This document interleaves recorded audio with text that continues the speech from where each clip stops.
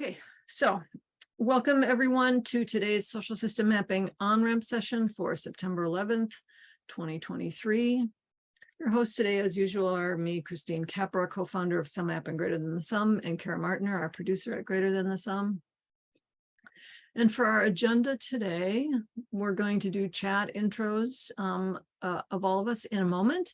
And then I'm going to breeze through an introduction to social system mapping and our theory of transformation.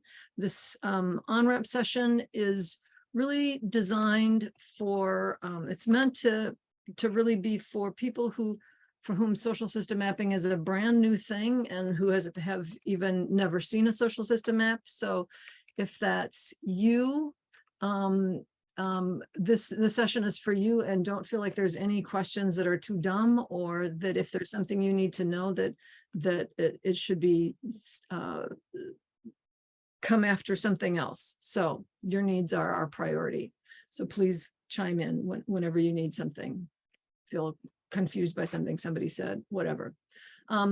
After I quickly go through our social system, our intro and our theory of transformation, Sara Raffo is going to share a map that she's done called GD Tools Class Map. I think that's graphic design tools. And then we'll have questions and answers.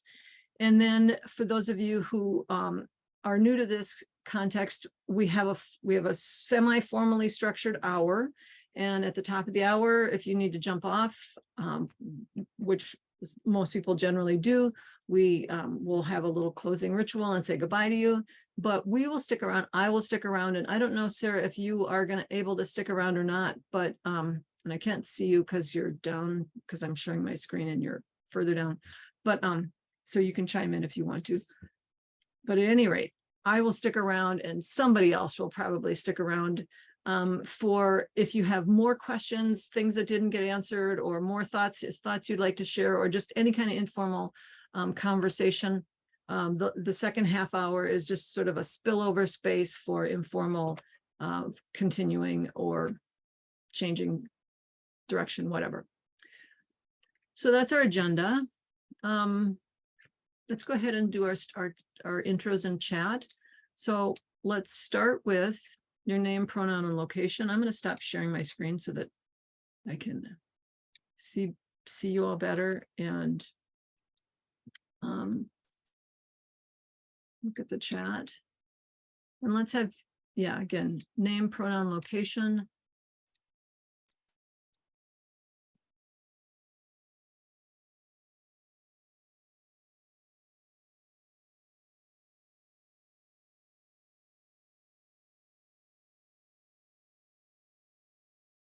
We have people sort of spread out across North America so far. Ontario, yep, another Canada, Maine. Bay Area, Bay Area, Bay Area. Lots of Bay Areas. Once you're done with that, what's one primary network that you're part of or working with? A network that you maybe have in mind related to social system mapping?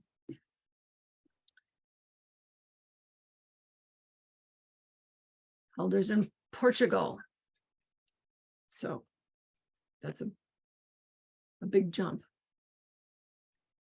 And glad you could join us.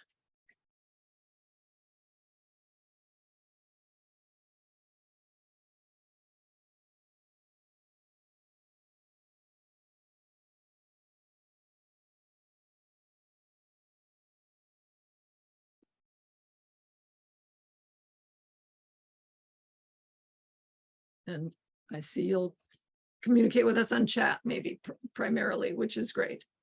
Just whatever works.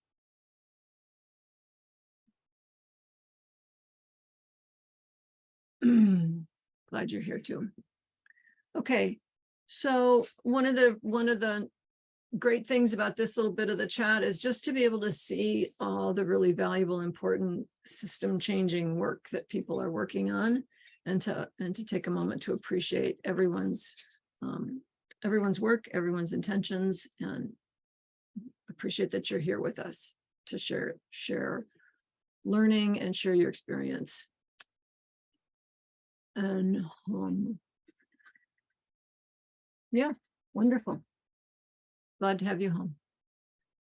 Okay, and then what brings you here today? What's the primary impetus, or what do you need to get out of this session for it to feel useful to you?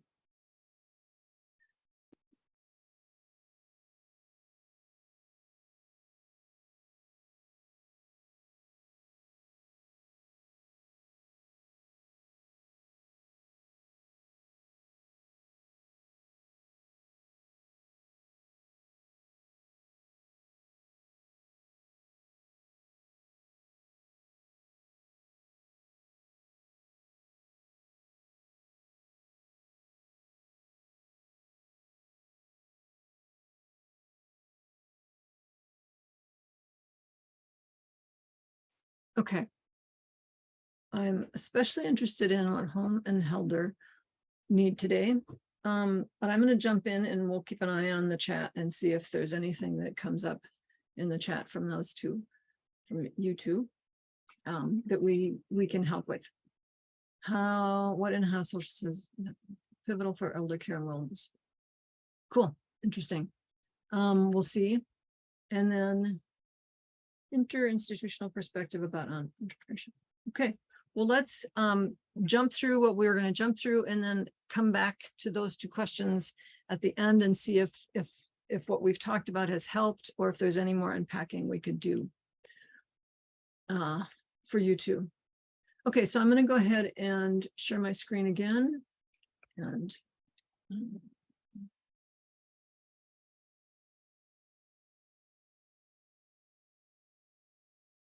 this is going to be very high level and quick, so that we can get to Sarah's map. But if there's a place you get stuck, again, let's come back to it. So first, what is social system mapping?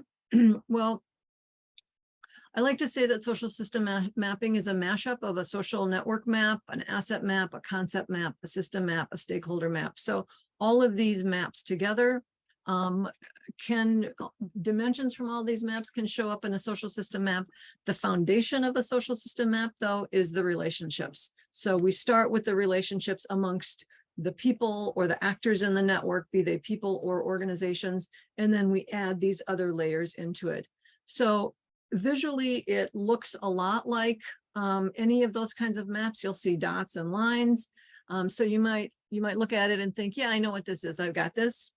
But a social system map looks a lot like any of those kinds of maps, but it's different in that it's far more dimensional. It's more complex. It has all of these layers. Most of these kinds of maps are a single sort of layer of information. And most of them are a snapshot in time, whereas a social system map can take place over time, is an ongoing thing. So there's more to it than meets the eye when you look at it. It's also online, interactive, accessible to the entire network. It's iterative, emergent, dynamic, an ongoing collective practice. So we like to say that it's a process more than it is a product. The reason for social system mapping is to support systemic transformation. So what we're trying to do with social system mapping is to support a global movement that's already underway, that's been underway for a while, that is bigger than social system mapping, from essentially what we like to call systems of dominance, exploitation, and extraction to systems of connection, reverence, and regeneration. And so to get to that systemic, those shifts from exploitation, from systems of dominance to systems of connection, we like to think that there are two, well, to get what we've come to learn in the last 20, 30 years of this kind of work is that two things are needed for these kinds of shifts. One is strong networks, and the other one is wise change agents. So strong networks of wise change agents is what we're trying to support when we're doing social system mapping.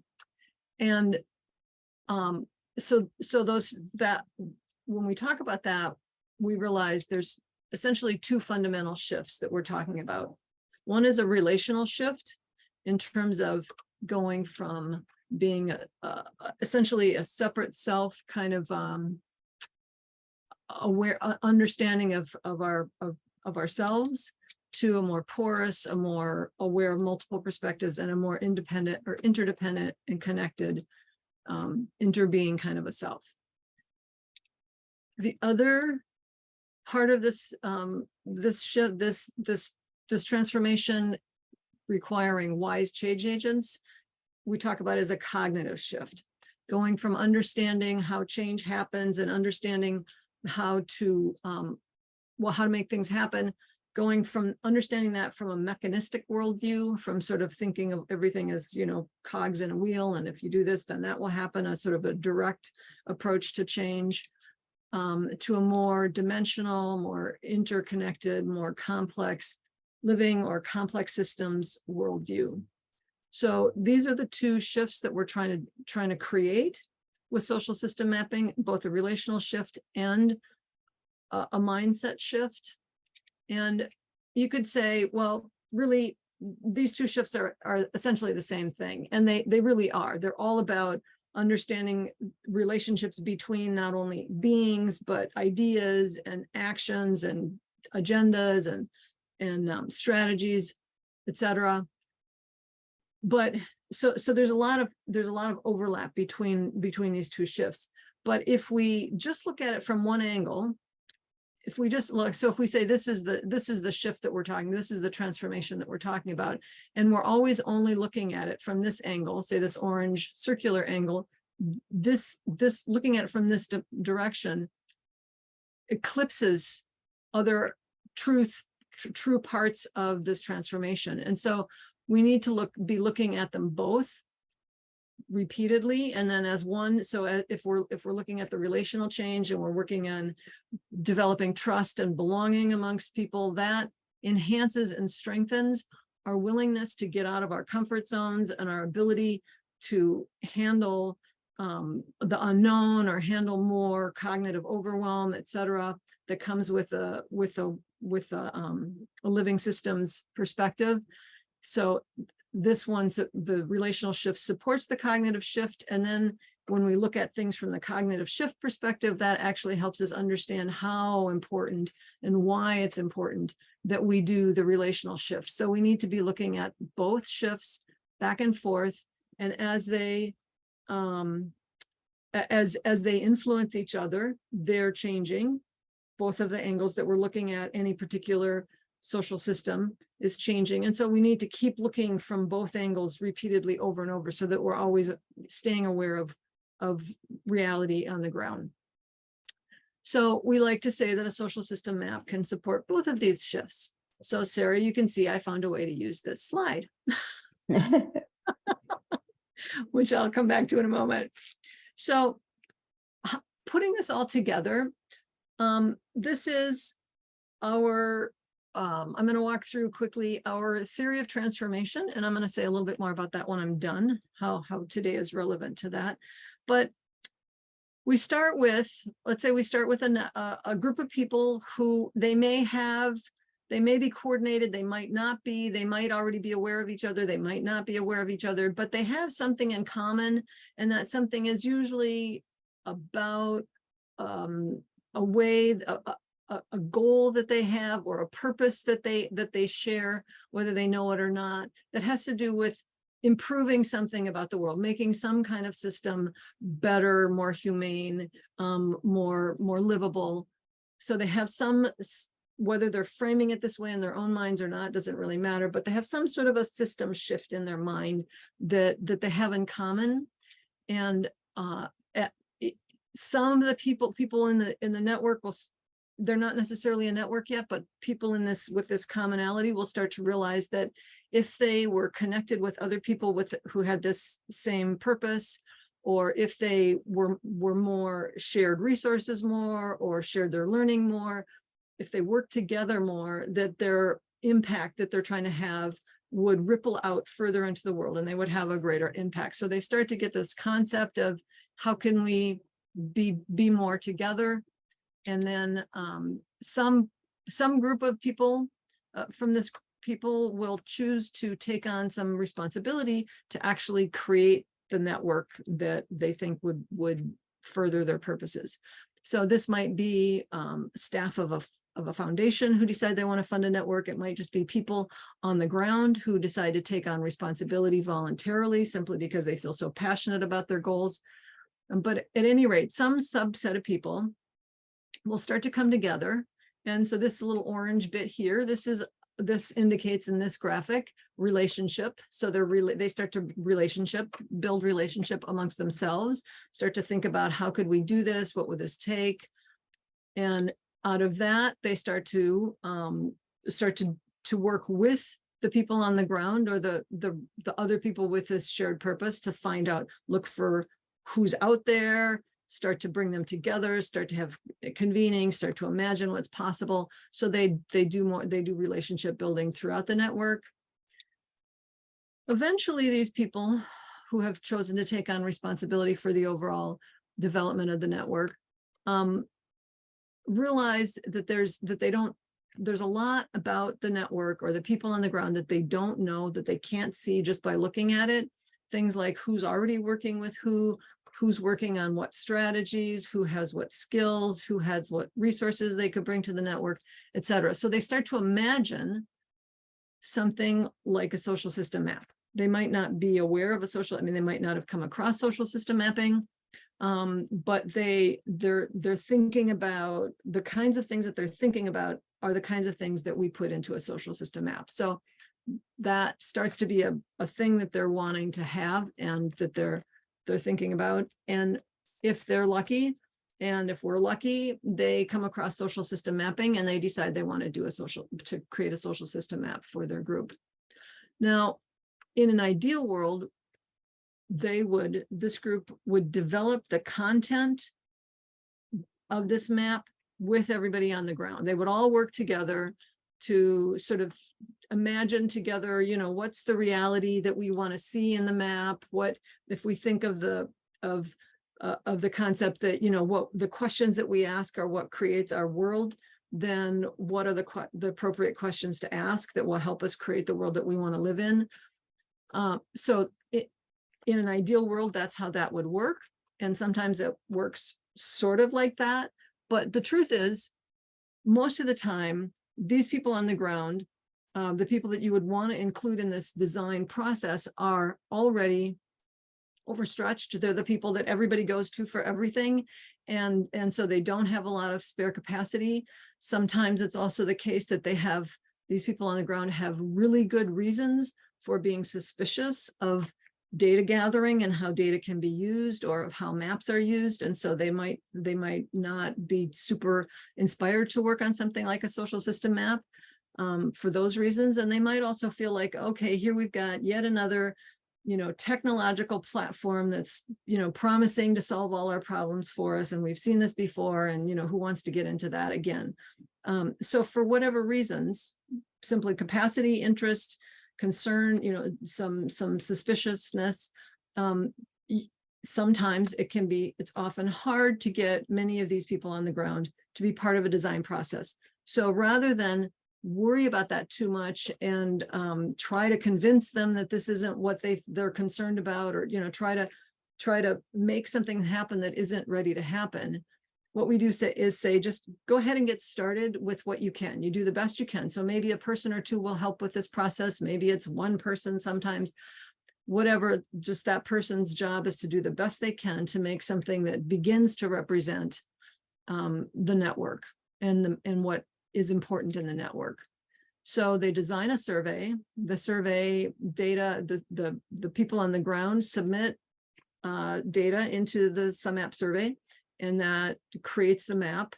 And so then they have a visualization of the data they've gathered, and everyone can access that data. So we started this loop. In the beginning, it's generally these people who use this data. They'll look at it and they'll start to see ideas for, what are hot topics that we could be convening people around, what kind of introductions could we be making, who's out there that should be working with who, et cetera. So in the beginning, you have sort of the core group using the map to continue to build out relationships. As they do that, what will happen naturally is that people assuming you've got a good culture where people feel safe giving feedback. I mean, that's a prerequisite, but assuming you do, people will start to say, oh, you should have asked this question, or I don't like how that question is framed, or I don't see myself in here, or they'll start to give feedback. And the nice thing about social system mapping is that you can update your survey at any time. So you can be asking, you can be revising the questions, adding new questions, removing questions, and you can be asking people to come back in and just make those little updates of the recent changes. So you're not asking everybody to do everything all over again. You don't have to start with perfection because we don't know where this is going to go. I mean, we can't foresee every eventuality. So we got started, we start to get feedback. As we get feedback and more input, the data begins to be more co-designed, or the data gathering process and the design of the map begins to be more co-designed over time. The data gets closer to meaningful to the context for this particular purpose. And more people start to, see value in the map and think it's interesting and useful. More feedback happens over time. And as we start to build in a culture of using the map really to think about relationship building, and also to start to think about how we are a system together in the systemic dimensions of the network that we're thinking about, looking for where there are gaps in the network structure, looking for how resources are flowing, how power is flowing, et cetera. Now we're starting to get into that cognitive shift, that systems thinking, complexity thinking shift, which is these purple swaths. The data gets even more closer to the purpose as we dig further into our systems thinking, our complexity thinking mindset and shifting. More people get excited about the map, as well as feel more competent and effective in terms of the purpose. And eventually this is our sort of hypothesized end state. The data, our cognitive shift, our relational shift, all of these things are all aligned, working towards purpose and creating this sort of swirl of energy that pulls people in and makes things possible. So that's our theory of transformation. I'm going to stop sharing right there. And I'll give one more, I'm going to share for one more second. And then I'm going to stop. So just for those of you who are new, especially, social system mapping technologically, there's two pieces to it, and it's helpful for me to point these out so that it's clear to you what's going on. There's sumApp, which is a data gathering tool, which I've developed with my partner, which is designed for this specific kind of purpose. So sumApp is where you gather your information from your actors in the network, as well as the relationships about the actors in the network. Based on that, the co-design that you made, the data then gets put live, linked live into Kumu, which is a data visualization platform, which is where people they'll interact with the map in Kumu. And then the Kumu map, rather than having to make everyone in your network have a Kumu account and log into a separate place. So we don't want them to have to give their data over here and then go over to Kumu to see the map. So we embed the Kumu map live into the sumApp interface so that people have on one tab, they're able to input data, and on another tab, they're able to see the map and interact with the map in real time. And it's all kept up to date in real time. So as new people are coming into the network, you can just add them and they'll be in the map, or as things are changing, it's kept up to date. So now I'm stopping sharing, and I'm going to, in just a moment, I keep changing my mind. I apologize. I share and then I don't share. I have this little bit of ambivalence about presentations. So I'm going to hand it over to Sara Raffo in just a moment. Sara is a graphic designer in California, and she has done a map of her students, some of her classes. But the big excitement for us about Sara Raffo is that she is the person who did the graphic work that I just walked you through. So that whole, what we call the transformational vortex, there were A handful of us who are here right now, Brian, Jim, Mary, and I had weekly meetings with Sara for nearly a year. And Sara would take what we were talking about and turn it into graphic drafts and then bring it back, and we'd give feedback and have these big philosophical conversations. And that's what, and so Sara has actually been the one who's created everything that you just saw and facilitated our figuring all of that out. So we are really appreciative of Sara, and I'm done yapping now. I'm going to hand it over and let you walk through your map, or ask you to walk through your map. Thank you, Christine. It's so nice to be here with all of you and to share my map. I was telling Christine that I feel like a baby mapper, and she says we all are, and so it's okay. So I'm gonna go ahead and share my screen and then tell you a little bit about what this is about. Okay. So as Christine mentioned, I created a map with my students. I teach at California College of the Arts in San Francisco, and the class that I teach is called Graphic Design Tools. So most of what we're learning in that class is how to use software, use technology, and also use some physical tools to make graphic design. It's one of the very first classes that students take at our school. And so the group of students in that class often don't know each other yet. We also sometimes have students take the class who are rather than being new to the school, they're at the very end of their time at the school. So sometimes it's someone from a different major other than graphic design who are taking this just for a little dip into how to use some of these tools. So we often have first year students and then seniors, people who love graphic design, and then people who are very new to it as part of the class. I usually have about 12 to 15 students in the class. And let's see, this map in particular is from spring 2022.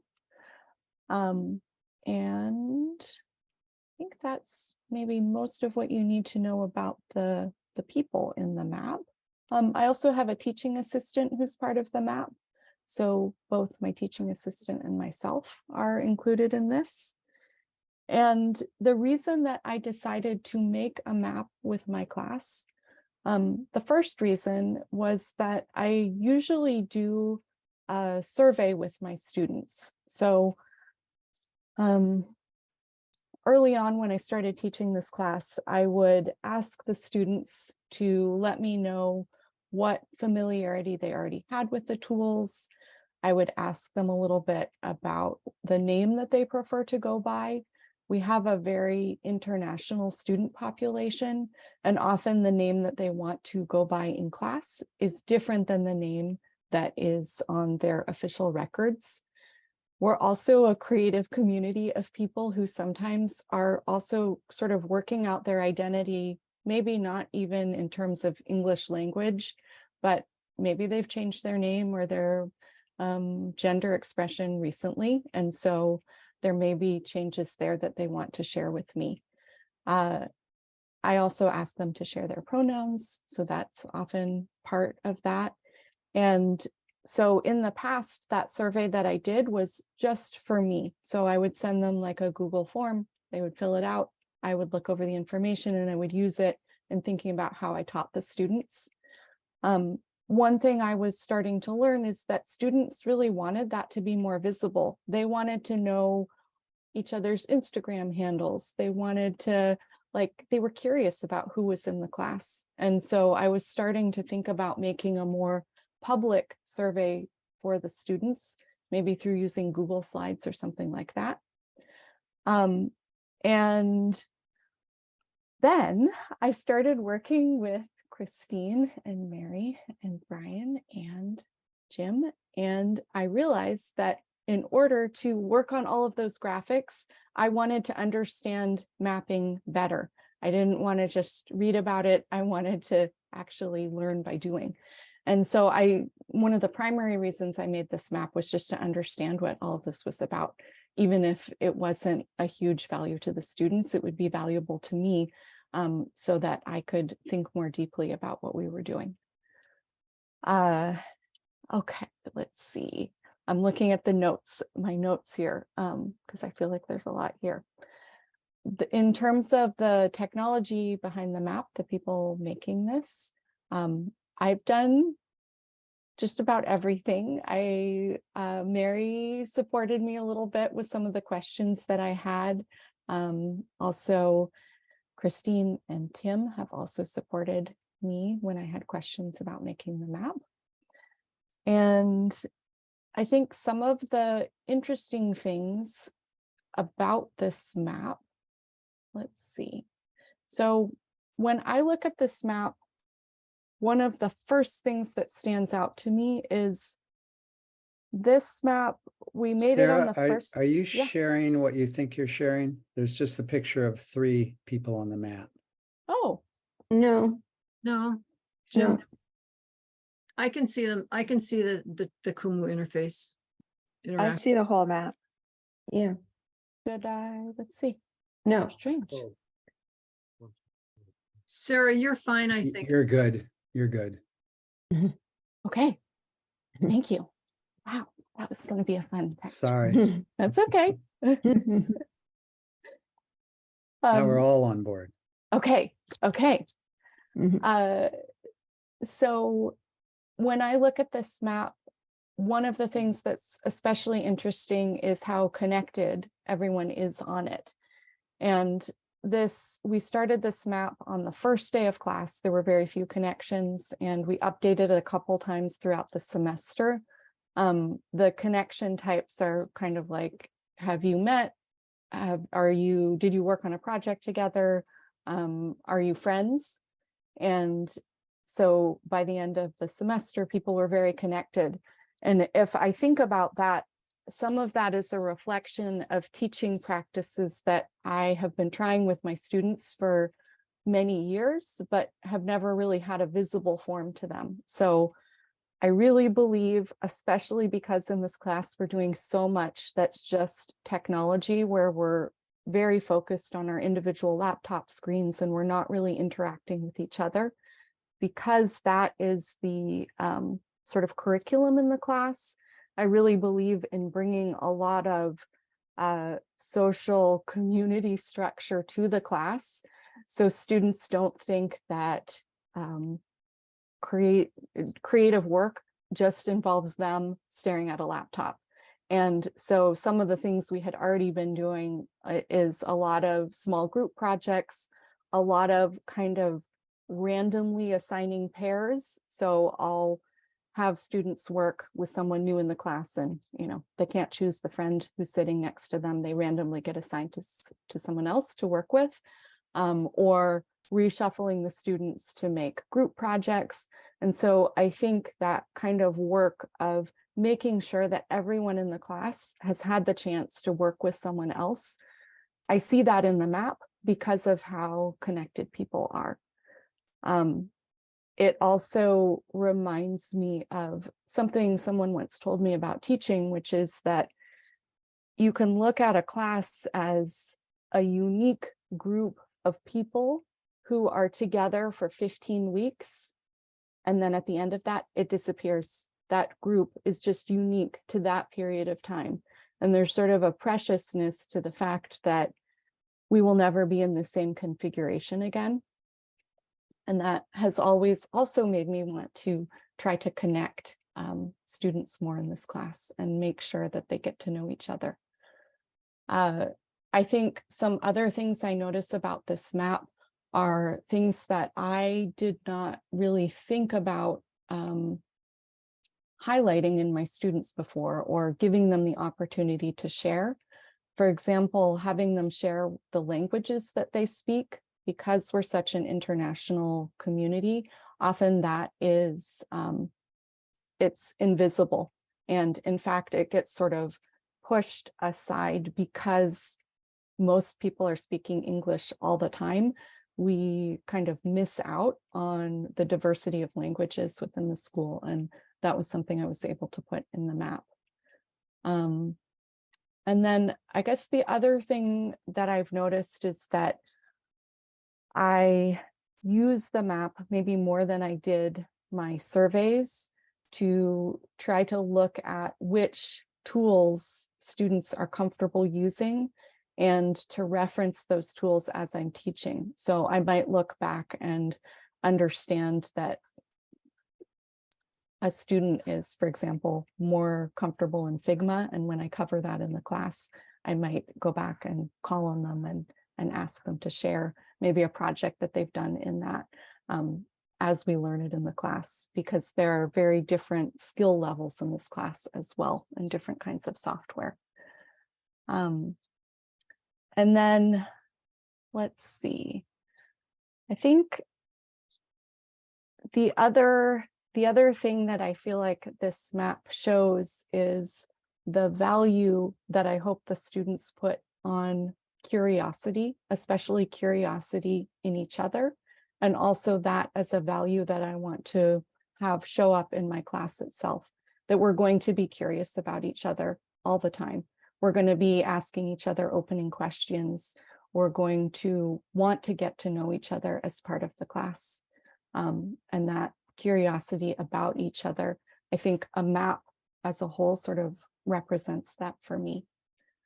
I want to also, beyond the map, let me just click on, let's see, a couple more people so we can see them. And then I want to share one more thing.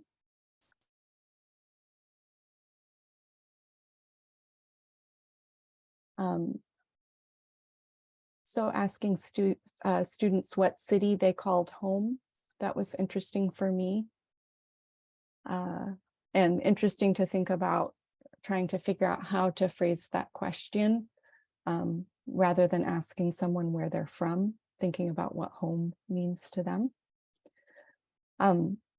So the last thing I want to share is that after making the first iteration of this map, the next thing that I kind of jumped to was trying to think about what to do next. Like, I could do this map every semester with my students. I teach a similar class, but I'm also interested in what we can do as a class now that we have this map.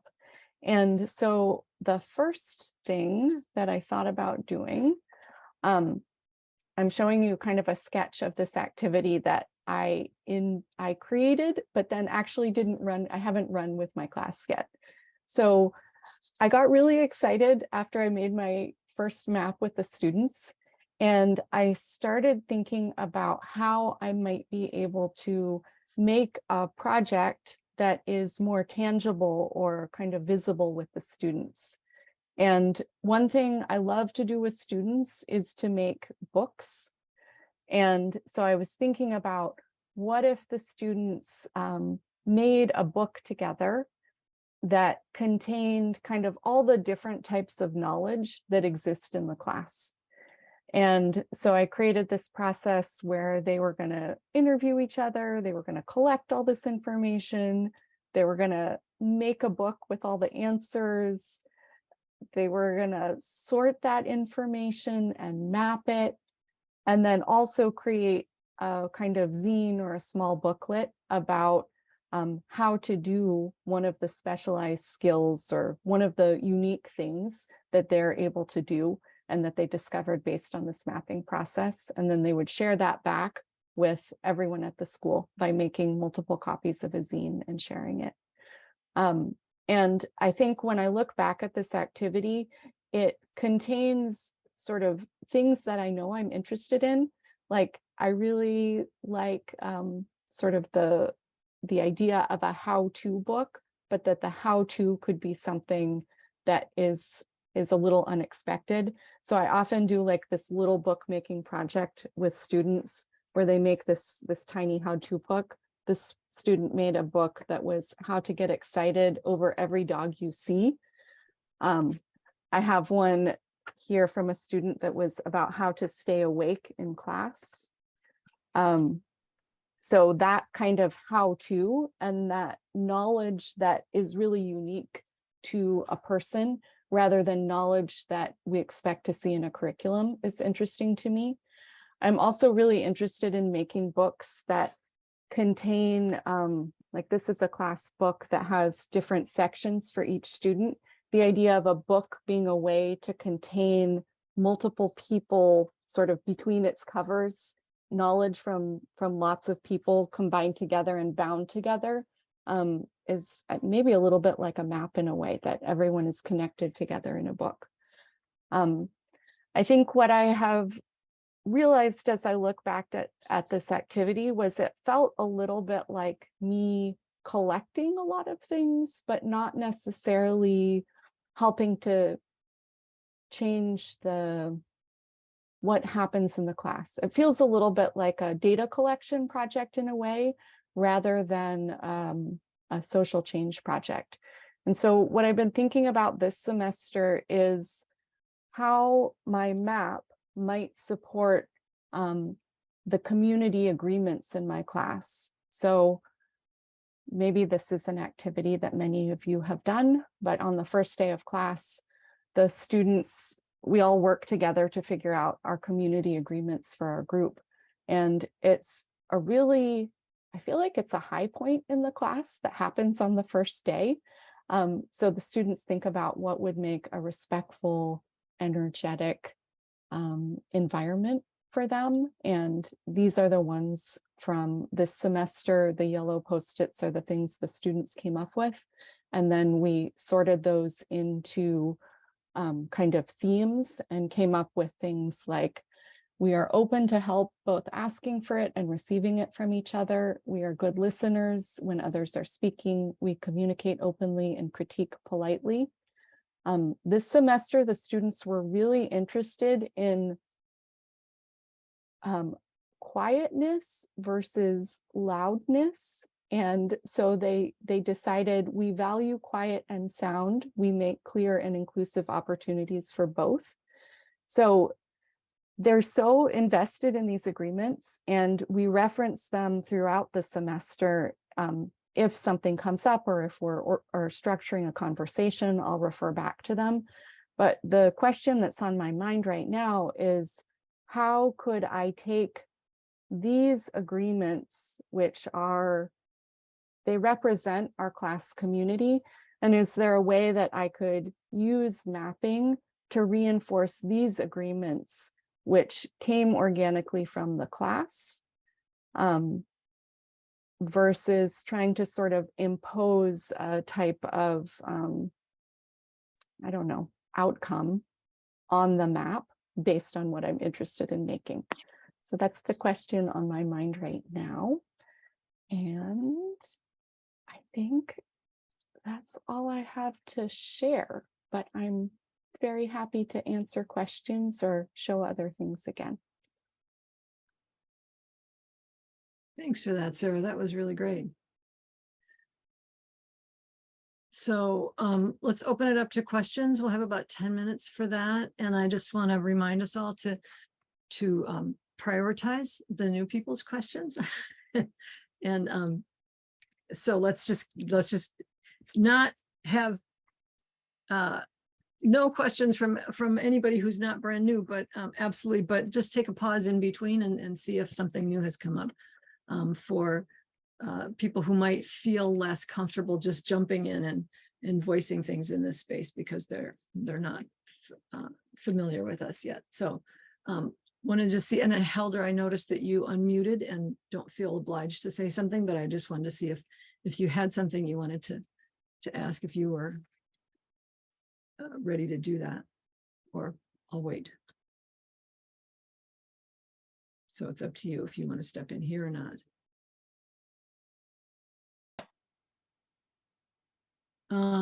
Okay. And what I'm seeing is in the chat, so that's works. So let's, Hum, do you want to say that out loud, or do you want me to read it, or one of us to read it? So, hi. Hello, good morning. Thank you so much for the wonderful, insightful presentations. It's really fascinated for me to broaden my learning horizon. But I always, in my mind, the distinction between, the different aspect of the essence and the concept, between the social mapping and social engineering. So how, the both contributes, they're creating or having, the social reform, specifically in the underprivileged communities and societies. So that's my just curiosity. Thank you so much for this great opportunity. Yeah. I'm going to take that one on just briefly because it's a big question, and there are certainly not a lot of answers to it. But just the themes that seem relevant to me from having created a lot of social system maps is the more, we want to distinguish between, it's clear that you can use social network analysis or social system mapping to do social engineering. And it's clear that that can be a tool for dominance and extraction. And so how do we avoid that? Partly in our own work, in our own, like how we work as mappers, to not hold mapping in that way. But also, so there's that piece, which is just is our own personal work as mappers. But also the more collaborative we can make the process, and the more just like Sarah was talking about, shared agreements, the more the whole of the system, or the whole of whatever the group is, or the population that you're mapping, is part of the design process and part of the feedback process, and helps to decide what do we do with this, and so that it's not a top-down process, it's a bottom-up process. That is the big sort of part of the big question that we're working with all the time, is how do we do that in a way that's meaningful? So, and that is generative as opposed to oppressive. A very important question. Yeah. Other questions?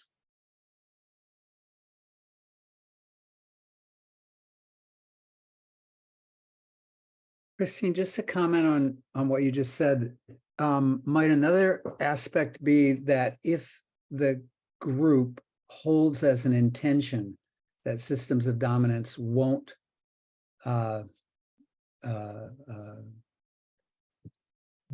be replicated, that then you've got everybody in the community sort of being aware of that and calling it out when they start to see it, or calling it in. So that becomes maybe another force for not only thinking about it from that leadership group, but then having everybody's voice, but also this intention.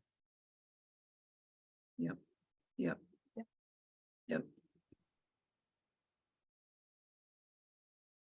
Anyone else? Questions, comments?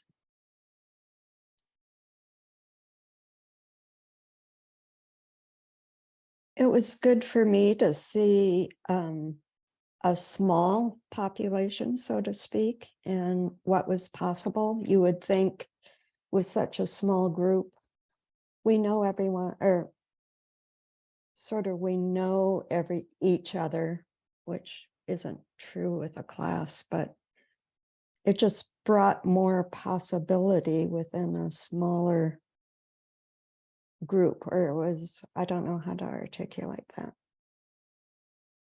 But it provided more possibility of a different kind of scale. Maybe that's what I'm trying to say. Yeah. So Helder, I see your comment in the chat. Great presentation and very important questions. Thanks. And Denise. My cat is chewing. Thank you, Sarah. It was really interesting watching your presentation and I have a lot of questions. So I'll just ask one though. I'm curious to know, I really am intrigued and I really appreciate the fact that you're asking about what more you can do with the map. So one of oh my gosh, I think I'm going to have to stay for the half an hour. But my first question for everyone is, how did the students use the map outside of it as an assignment? And did they think of it as, how did they distinguish it between other social media platforms? So I don't know how they used it. So the second question might be irrelevant, but what was their response to the project and to the assignment? I'm very curious to know. And then my other comment, I guess, might be, in case I can't stay, is have you thought about using the map to build inter-class connections, like so year 1, year 2, year 3, and maybe a kind of scaffolding or mentorship kind of program? So for the, I don't know how long the program is, or the 2 or 3 years, they can kind of be connected to people before, but I don't know if it before them and after them, but I don't know if it's relevant to their space. But I really found it very interesting how you're using the map in the classroom space. Thank you so much, Denise, and thank you for both of those questions. To be honest, I don't entirely know how much the students use the map outside of activities that were structured within the class. So outside of me saying, okay, we're all going to find our map links. It's not the same link for everyone. Please search your email, find that link that's just you, and we're going to go in and edit the connections. I know that they did that. I don't know how much independently they were looking at the map and sort of using it, like you said, as social media. My guess is that they weren't using it a lot on their own. I did notice last semester, I do like a weekly survey, anonymous survey with my class. And I did have one student who wrote in and said, are we going to be using our map for anything else? And it was such a sweet question that it does make me think that maybe there is thinking going on about that map that would be really interesting to tap into. This may be similar to other people's contexts as well. The map is sort of like a bonus thing I'm doing in the class. Something I notice is that I'm trying to sort of pile more and more and more in, because there are always new tools to learn. And I also have this kind of context of teaching this class before the pandemic and then teaching it after well, who knows if it's after the pandemic, teaching it now. And that teaching online made me really want to invest more in sort of helping young people get to know each other and feel comfortable in social situations because of that online learning. And so one thing that I'm finding is I'm really trying to pack a lot into every class to make sure that we're covering the official curriculum as well as that social part. And so maybe that's my short or long answer to, I don't quite know what the students think, and I should ask them, and I would love to ask them. Your second question about whether I've been thinking about sort of repeating it over the years or extending it to other students. I have thought about that, and I love that idea.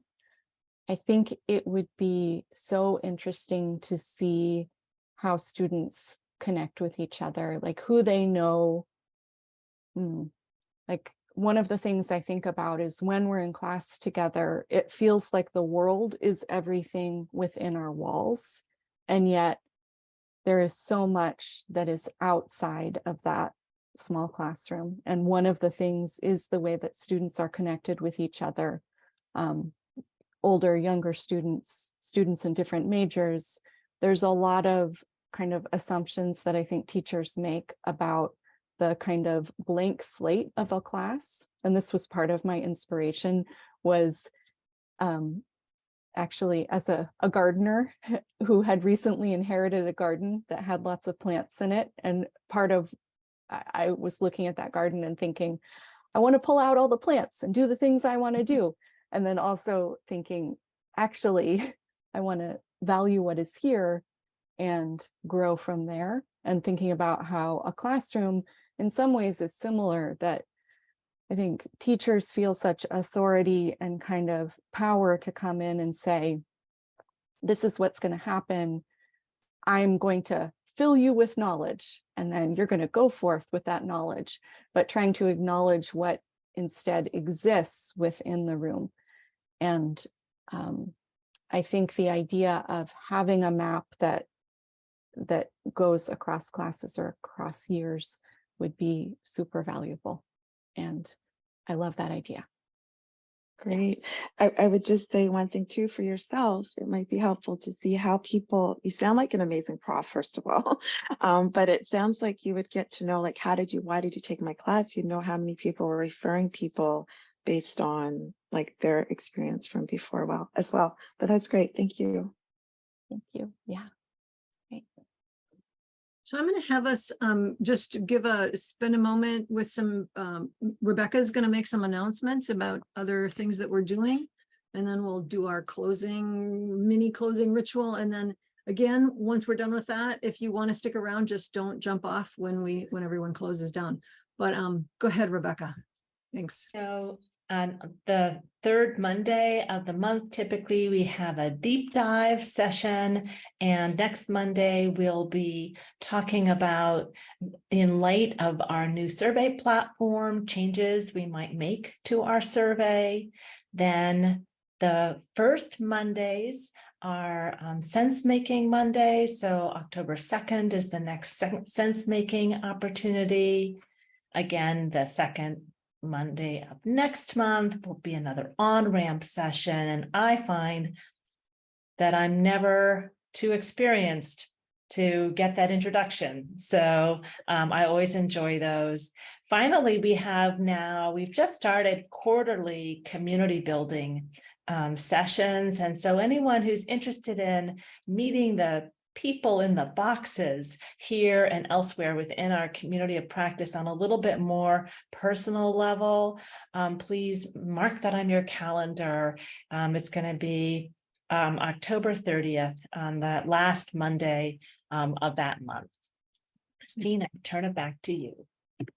And I'm going to turn it back to you and ask you to just say the be on our map stuff or update our map stuff, and then Kara will put the links in.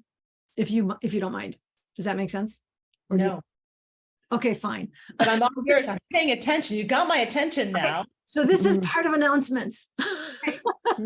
I just decided. So I'm tracking you. I'm catching up, and I embrace and support this goal. For those of you who would like to see, to actually go through an experience of what is it like to be on a map, if you're not on our map, we would love to have you on our community of practice has a social system map.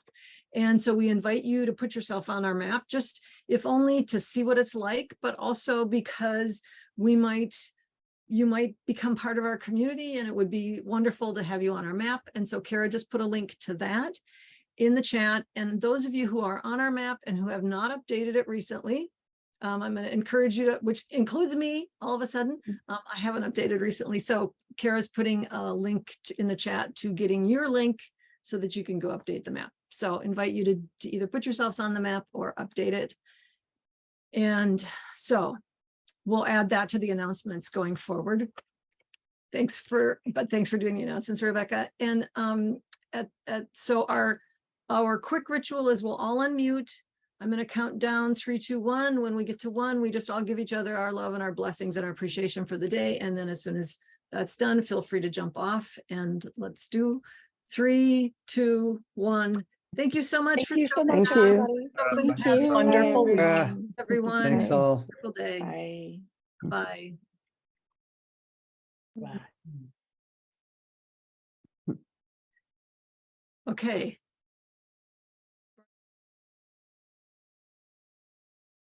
Hi. Can you hear me? Yeah. Welcome. Okay. Oh, you can even see. I should be leaving. Okay. I should be leaving, and really, I'm going to stay just for a little while because it was really great. I didn't expect to have such depth and such a great questioning around all the issues with building a community and managing the knowledge and all that. I really would like to personally thank you. It was really, really great. I really identify with this approach from the dominance, exploitation, and extraction to the emancipation and the progressive, open way of building the knowledge so it can empower action. So it's really nice to see that you started really strong on that. Well, I'm starting with my PhD now, and it's about building the capacity on perspective in a territory in Portugal, in the northern part of Portugal. And it's a very small community, not too small. It's around 1 million inhabitants in surrounding this area, but there are some good experiences with participatory decision making in the territory. It's very nice, and there's some openness for this community building. And yet it's really hard because the community is not so dense. You know, it's very dispersed. Everyone's doing its own work. So it was really very nice to hear that there are some challenges that you are facing that are very common and that you have already went further in that track. So I'm really into being with you, and at least 1, 2, 3 more times to learn something more about it.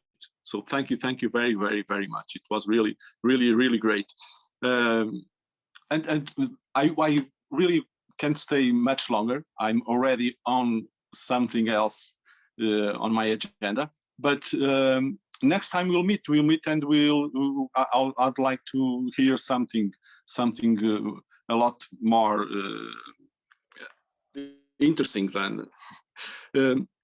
I've had some experience with international students, and I've always tried that they would have their homework and their how do you say, challenges that I set them. They did not repeat the team on which they were, so that they could meet each other. And what I found is that increased a lot the conflictuality between them. You know, and I'm going to work on a totally different level. I'm going to work on the territorial level, interinstitutional. And since some institutions are a little bit close, I don't know if that level of conflictuality, if that optimism of someone who believes that more they communicate, the more they participate, the more they appropriate and empower about the tools, if there's not a tipping point in which the conflictuality can become a really big obstacle. For my experience, I don't think that the rosy, pinky, let's say, very nice perspective about networking, it's always what we find, you know. We always find some kind of conflictuality, you know, and that's something that I'm eager to explore, you know. So sorry if I took you too much time, but I'm really very excited and very surprised by your approach. It's really nice, very hands-on. I can see that you got a very interesting tool. It will be very nice if I can make that path from the survey to the representation to the appropriation by the actors. It will be very interesting if we can work together. So thank you. Just to say you thank you very much. It was very, very nice. Okay. Thank you. Thank you. for Sticking around. Yeah. Glad to Yeah. have- Yeah. I'll be sticking around just 1 minute or two, but so thank you so much. Okay. Thank you. Thank you. Welcome back, Denise. I'm guessing you have more questions that you want to ask. I Sarah. did. I'm like, oh my goodness, why did I sign out? I'm really not finished with Sarah, but no. And welcome, Helder. I did have one question, Sarah, to help you with the question you posed, because I realized I didn't respond to that, and I found it interesting, but I think I needed a little bit more information. In the map, how are the students tagged or connected to the actual agreements that were agreed upon? Like, I didn't understand that part. And is there a way then maybe with all of the agreements, you could rank the agreements or list the agreements and then have the students rank which ones are most important? And then those that like the agreement of quiet, which I found really fascinating as a talker. I think that would really be one that I would, to the point of conflict, rub against. But maybe all of the people that agreed or disagreed about one point, group them that way and then have a discussion. Because you said you check in each term or periodically. Is this an agreement we should still be sticking to? Because one thing I noticed is that usually when we have these agreements in September, we don't revisit them. It's like it's set in stone. So maybe the map could be an opportunity to interrogate, but interrogate in community conflict. These agreements, these agreements aren't working. Let's come back to it. But I just don't know, digitally, I don't know if that's the right word, how they're connected to the agreements or if they need to be or not. That's just one thing I was thinking of before I jumped off, in terms of it's great to really, because maybe after the culture of the classroom might be different from what we thought in September, it might be people do want to talk more or less, or the food or whatever the case might be. And that was it. Oh my I'll hog up goodness, your time. Denise, thank you. You are thinking so hard about the stuff that's so important to me, which is so valuable to not have it all in my head, and to hear Yeah. from you. Thank you so much No for the problem. energy you put into that question. I think the truth is the map and the community agreements are not currently connected. And so I am trying to think about how they might be connected in the future. And I was not really thinking about them being directly embedded into the survey, although they could be. I agree with you that they can often feel like they're set in stone at the beginning, and it's really good to check in with people about them. So the way that I was imagining it is more like,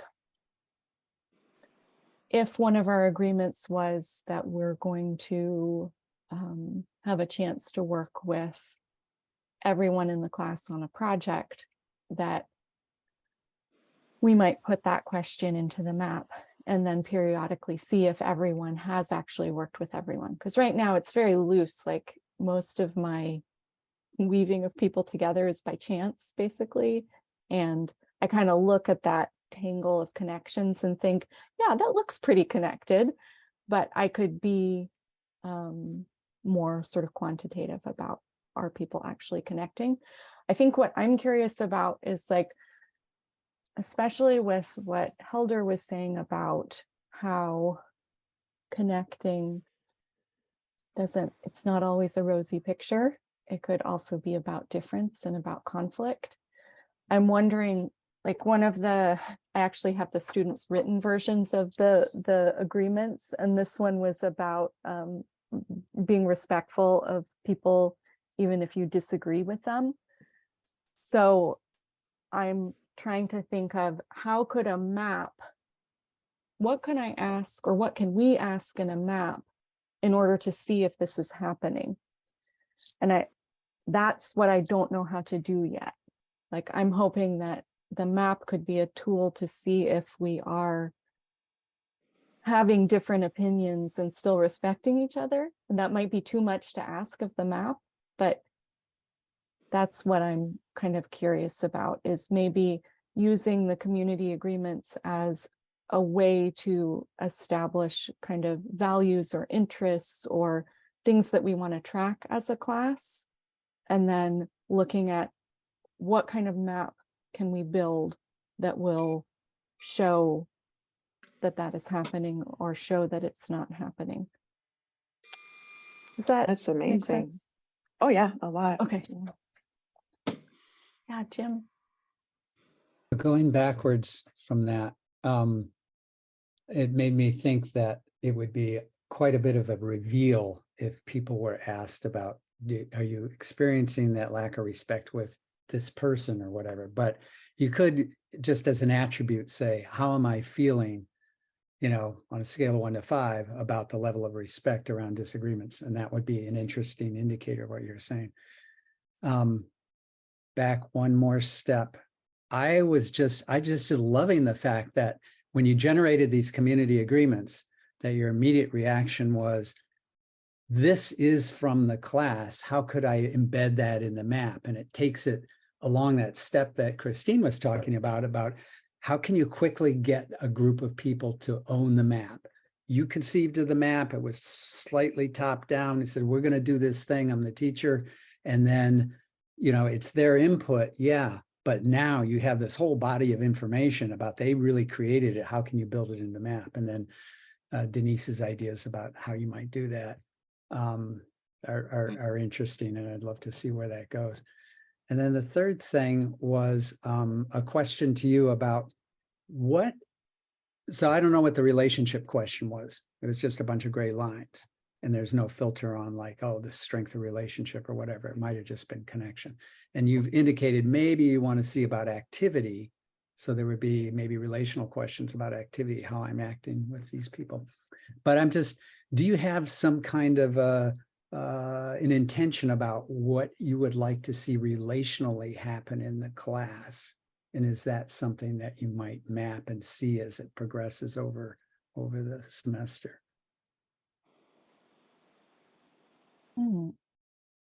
That's a really good question. So I guess relationally, I have something that I don't want to see, which maybe would lead to what I do want to see. I think that one of the primary things we learn from graduates of our program is that once they start working out in the world, they find that they don't have enough skills working together and collaborating with other people. And our main solution to that is to have more group projects in school. And I think that that is not enough of a solution, because a lot of students' experience of group projects, either before being in college or even in college, is that a group project means people don't get along. You spend a lot of time trying to figure out who's going to do what, and one person ends up doing most of the work. So that's what I don't want to have happen, but I do want to have students working together. So there might be a way of using the map to help measure a better version of group work. And that question that you brought up, Jim, about like, how much does this person respect me, or what is it like to work with this person? Maybe there's a version of sort of self-assessment that is, I don't know, that is really honest, but doesn't feel quite as scary as that one. That might be hard for students. They really want to be so nice to each other, but they also really want people to be honest with them. And that's something that we work hard at trying to figure out, because in design, we do a lot of critique where students are showing their work and asking for feedback. So yeah, Jim, I saw you unmute, so you might have an answer for me too.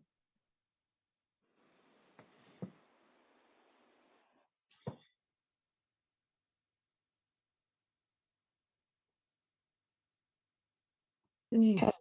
It's another question, and I will leave, I promise. But just thinking about this point about group work, because yes, we all hate it.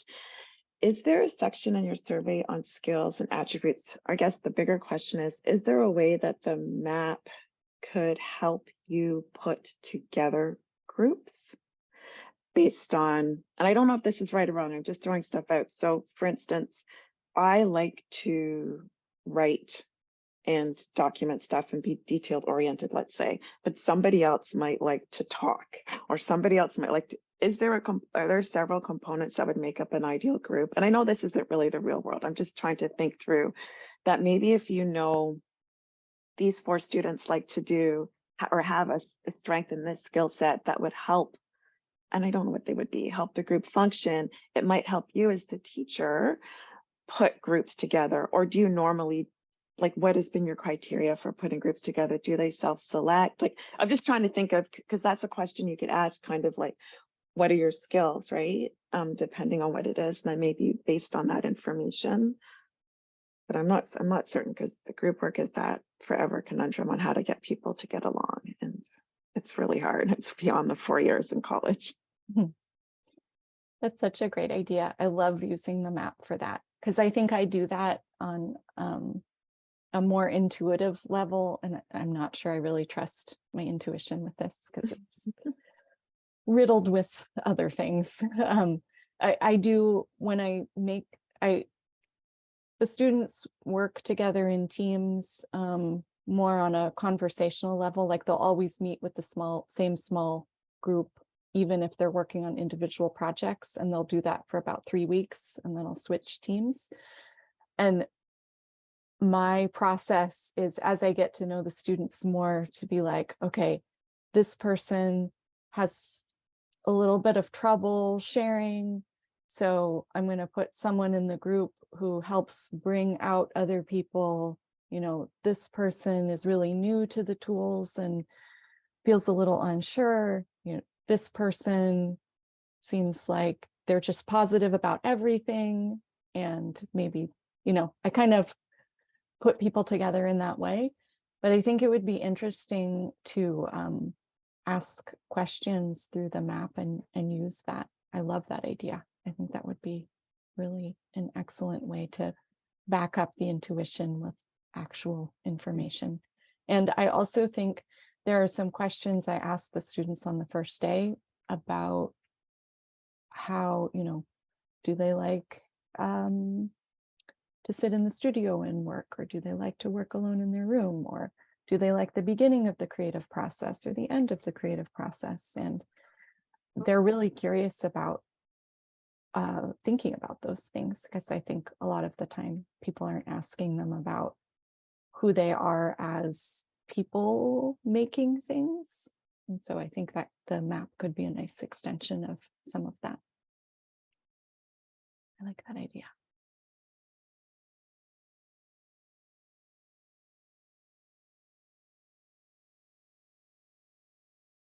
Anyone? I'm going to have to drop off, but it was so cool, Sarah, to see you on the mapping side of things. And of course, you bring your creativity and generosity. I just want to be one of your students if ever I switch over to design sometime in my life. Come join us. Yeah, right. Anyway, thank you so much. Thank you, Jim. See y'all. See you later. Bye. I'm going to leave too and eat some lunch. But yeah, Sarah, I think you're an awesome prof. I already know it. Oh, So good Denise, luck. I want to learn more. 2. I am going to take these suggestions and run with them. And thank you Fantastic. for all your wonderful contributions. I'd love No to hear more about problem. your work too. Sure. One day, Christine will get me on here, I'm sure. We're building a map, so I'll be happy to eventually. All right. Take care, everyone. Take care. Thank you. Bye. Bye. Bye.